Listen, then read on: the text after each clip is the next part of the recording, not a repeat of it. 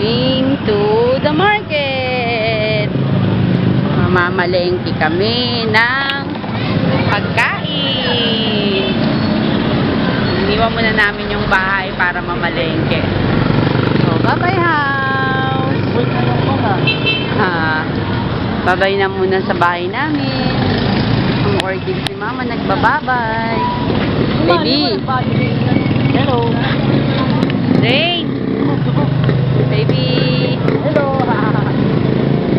Ito ang aming street. Yan. Dahil umulan, di kami nakaalis, di kami nakapag-vlog sa Luneta. Also, naka-cancel din yung meetups namin, yung mother ni Beng. So, wala kaming choice. Hindi kaya yan. Bigay later na lang guys. Basta pinakita ko sa inyo yung lugar namin. Okay? Bye-bye. Yan na, sasakay kami ng Tricycle. Yeah.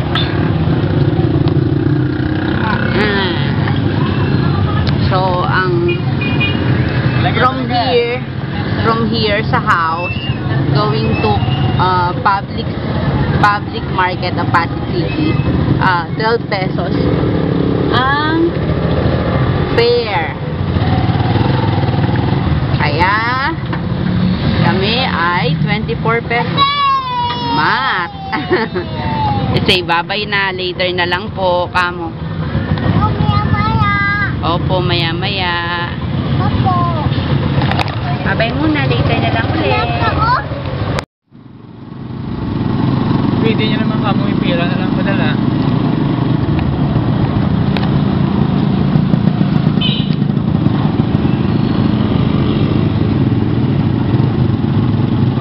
Yan, nakiyahin namin. Papuntang market. Hi, baby. Sumit ka ba?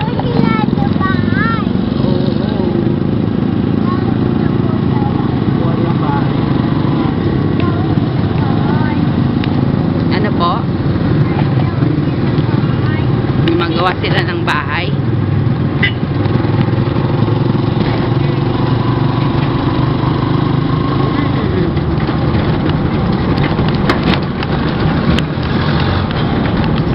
Matakbo si kuya. Nabon niya yung jeep. Mamaya ulit. Mamaya po ulit.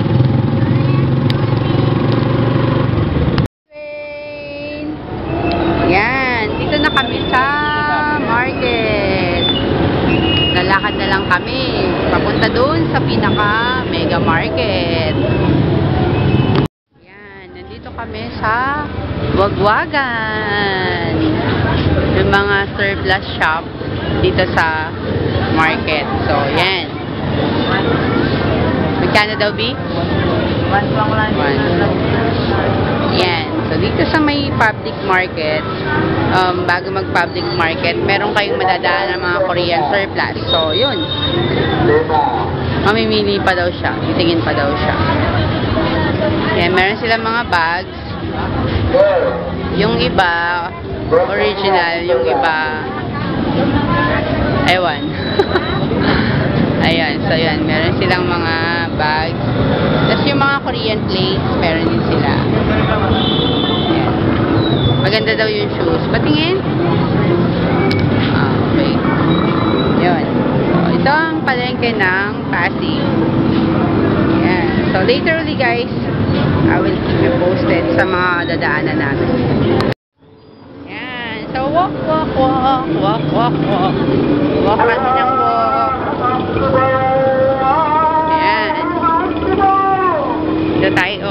Punta tayo sa may Wagwagan. Yan, marami sila. 30% off sila. Dito ba yun, B? Sinasabi mo? Yan, meron silang mga so pasok tayo para makita niyo yung Wagwagan dito. Yan, yung mga long sleeves, 50. Ha? YouTube. Ayan. So, ayan. Ito yung tsura ng wagwagan dito, guys. Yung mga shorts nila, 80 pesos. Ayan. So, yun. Later ulit, update ko kayo pagdating ko na sa market. So, pinabview ko lang sa inyo ang wagwagan.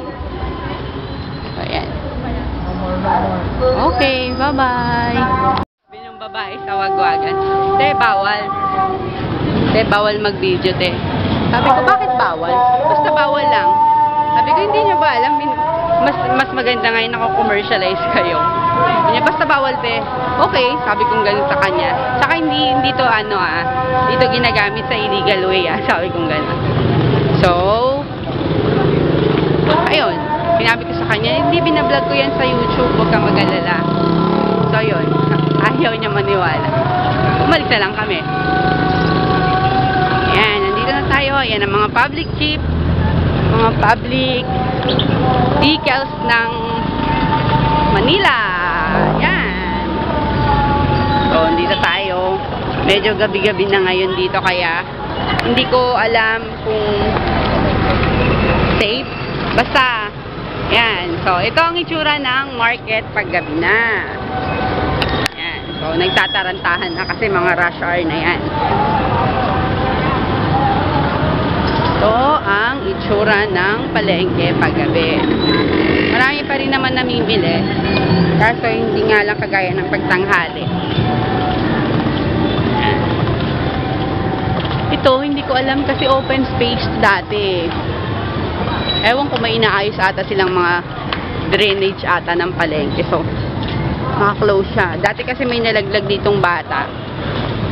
Tapos, isang araw ang lumipas bago nila nahanap yung bata. And, patay na yung bata. Kaya ganun. Pahinarangan na lang nila. Ayan. Excuse me. So, yan yung mga palamig. Dito na ulit tayo sa palengke. Ayan. Saya.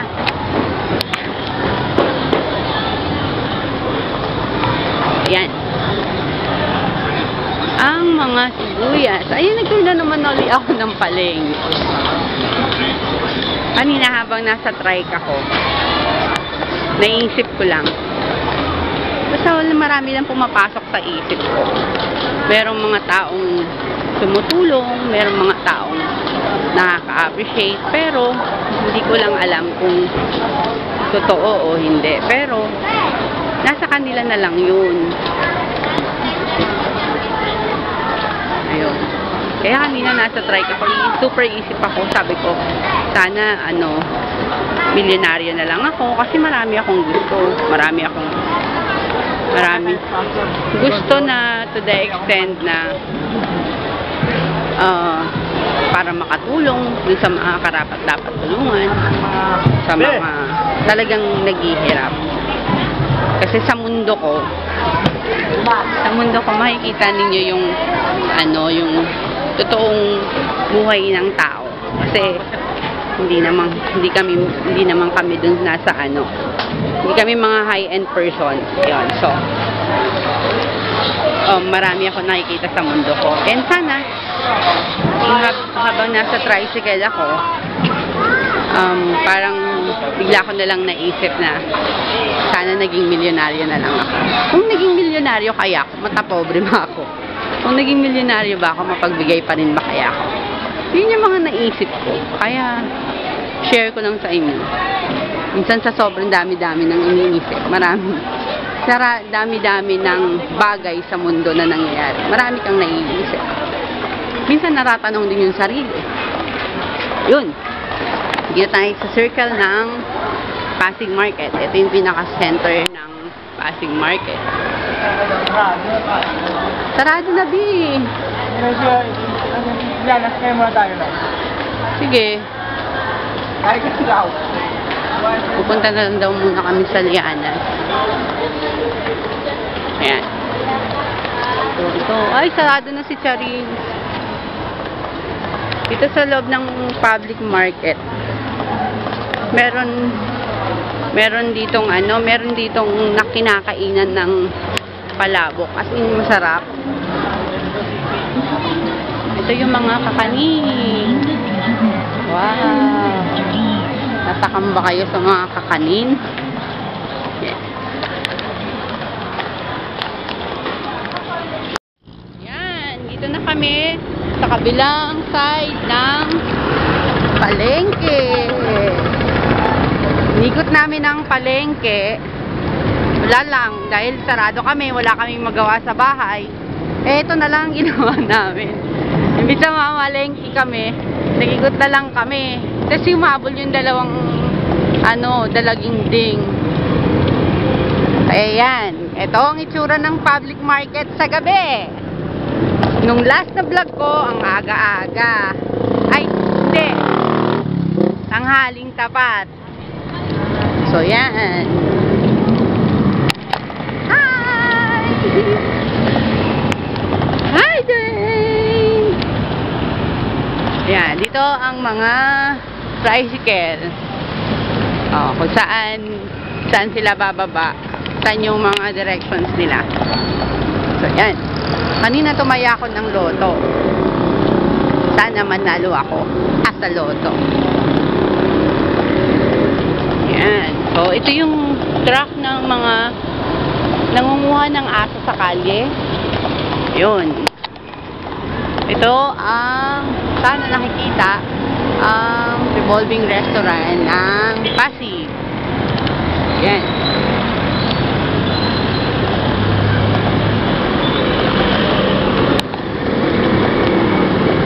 So, walk ng walk. Ikot lang kami ng ikot hanggang mamaya magugutom kami, bibili kami ng pagkain.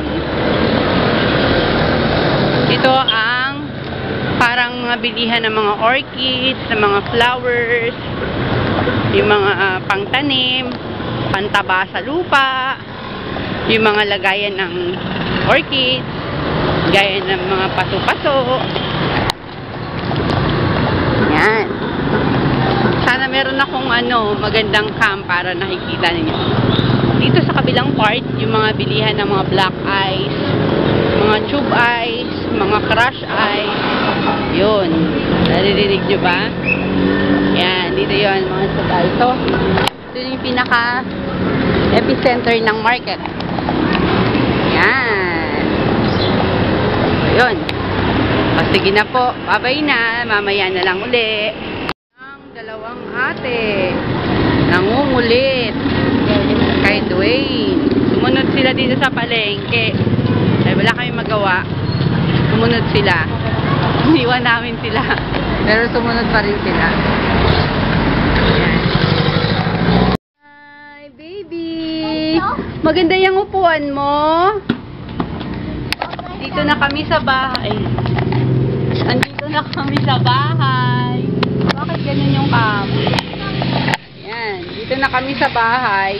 Pinilang ko si Dwayne ng upuan. Kasi kawawa naman siya kapag anong tawag yan? Kapag nag-aaral siya. Kasi tinuturuan ko na siyang mag-ABC. Tinuturuan ko na siyang mag-alphabets. Eh, meron kaming nakitang, ano ba yun? Table na pangbata. May kasama na siyang upuan. Kaso nasa worth 1,000. So, masyadong mahal. Hindi kaya pa ng budget. Binilang ko na lang siya ng ganito. Dalawang upuan. Presyong 180. Ito. Presyong 180. And then, so, kanak, saglit lang Tapos, itong isa, yan, colored blue. Binilang ko siya.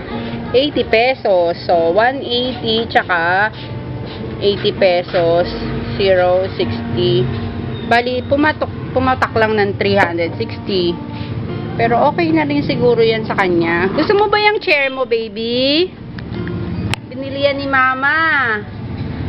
Ayan, share ko lang yun sa inyo, guys. Sige na, later ulit. Ayun, hello. Nakauwi na kami sa bahay. And, ayun. Habang nasa trike nga kami kanina, naisip ko bigla, sana millionaire na lang ako. Kasi,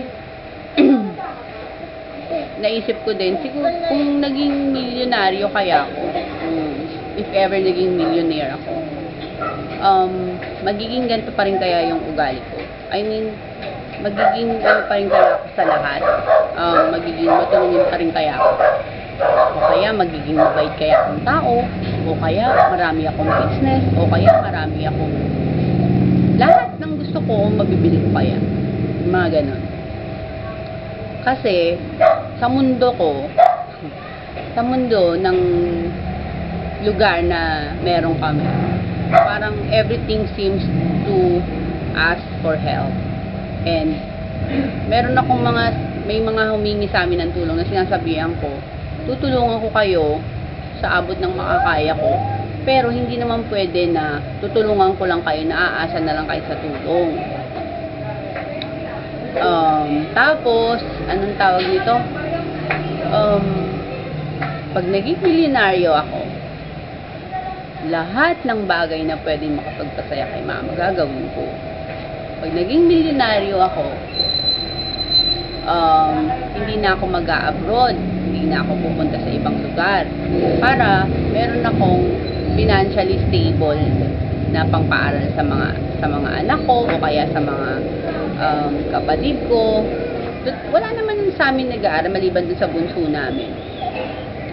Ayun, tapos kung naging milyonaryo ako, matutupad ko yung pangarap ko na gumawa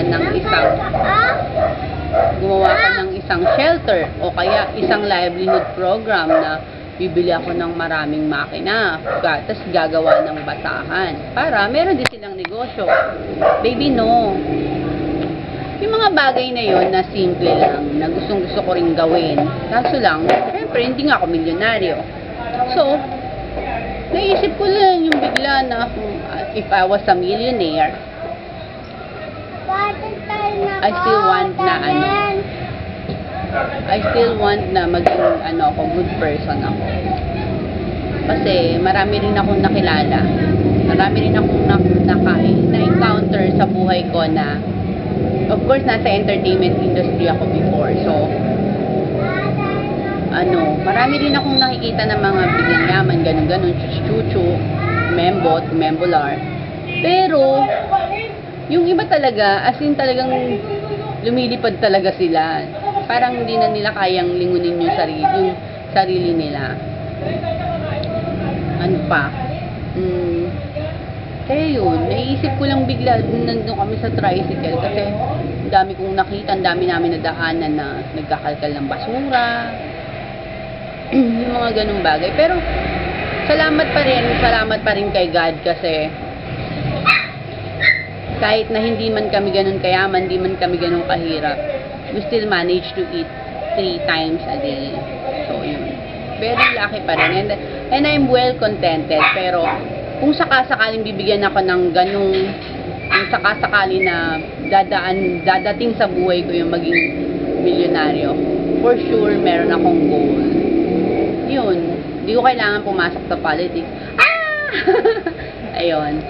So, hanggang doon lang, shinare ko lang sa inyo guys, shinare ko lang sa lahat ng viewers ko, and let's all be positive in everything we do. Let's all be positive. Let's all have a good vibes every day. Every day, pagising natin sa umaga, smile. Yun. Smile lang ng smile para kahit na anong mangyari, kahit anong problema yan,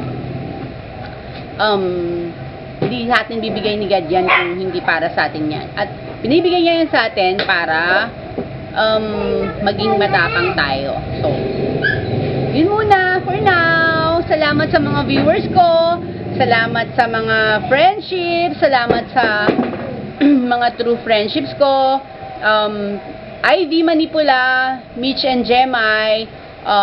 Sino pa ba? Queenie, hello!